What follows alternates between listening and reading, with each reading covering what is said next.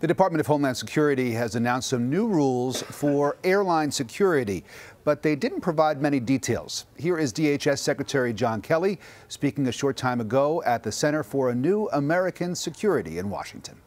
It is time that we raise the global baseline of aviation security.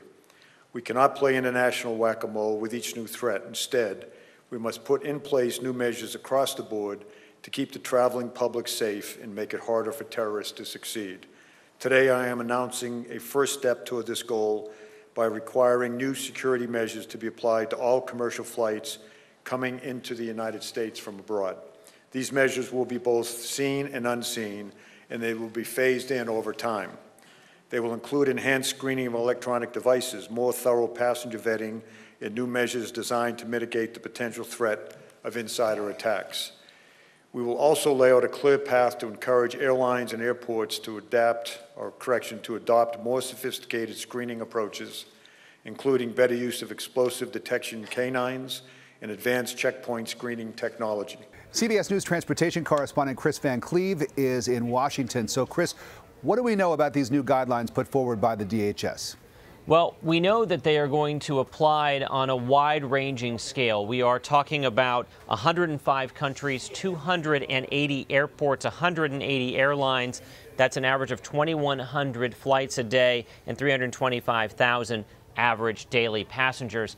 And basically what the DHS is saying here is that they want to see an increase in airport security at foreign airports and on flights coming into the U.S., pretty much widespread for the flights coming to the U.S. Originally, they had been talking about 71 airports where they had concerns, and they've clearly broadened that out. And that's going to be a variety of things. That's going to be increased screening of passengers, perhaps new technology to better screen luggage, both checked and carry-on. The TSA is testing 3D CT scanners for carry-on bags at Phoenix Sky Harbor and soon Boston's airport. It's that kind of technology that they think could be the next level of threat detection, but also more canines to screen passengers.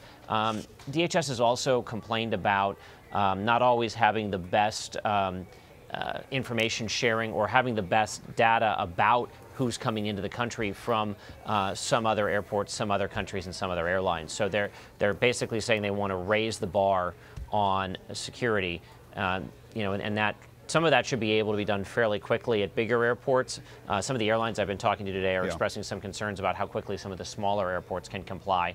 And it sounds like the penalties for not complying could be fairly substantial, whether it be fines or having a complete ban of electronics on board, even some talk about pulling the right to fly in U.S. airspace. Kris, we heard the DHS Secretary John Kelly say that terrorists still see aviation as a crown jewel target. Do we know if there was any specific intelligence? Is there anything that they've picked up that would lead to this announcement, that would lead to the implementation of these new guidelines? There has been real concern, and we've been reporting on this concern now for several months about laptop bombs or that bombs that can be disguised as a laptop, where it even appears as though the laptop functions with the bomb inside, that may be able to get past some airport security screening.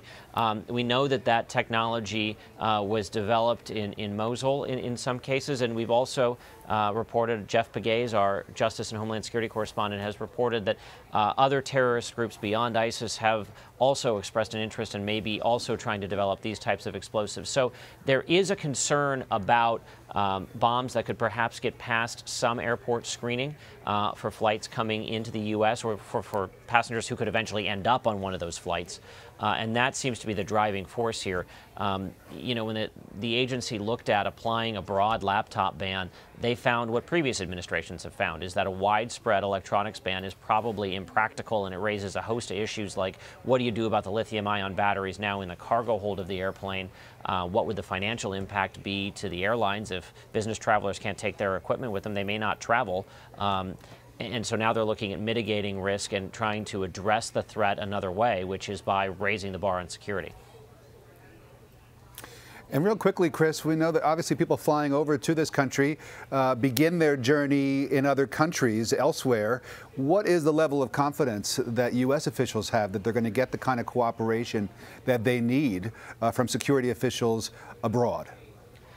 Well, you know, on one hand, we're hearing concern from some of the airlines that asking small airports in places around the world to suddenly have screening technology that the TSA is just testing might be impractical for smaller cash-strapped airports. On the other hand, if you're going to say you can't fly into the United States unless you can meet this new criteria, that's a pretty strong motivator for an airport or an airline if they want to continue serving the U.S. So I think you'll see compliance pretty easily in the European airports and the European airlines. The question is, how do some of the smaller countries and airlines and airports comply, and how quickly can they comply? And one thing that we didn't get a whole lot of were specifics about what these measures are and what the timelines may be for compliance.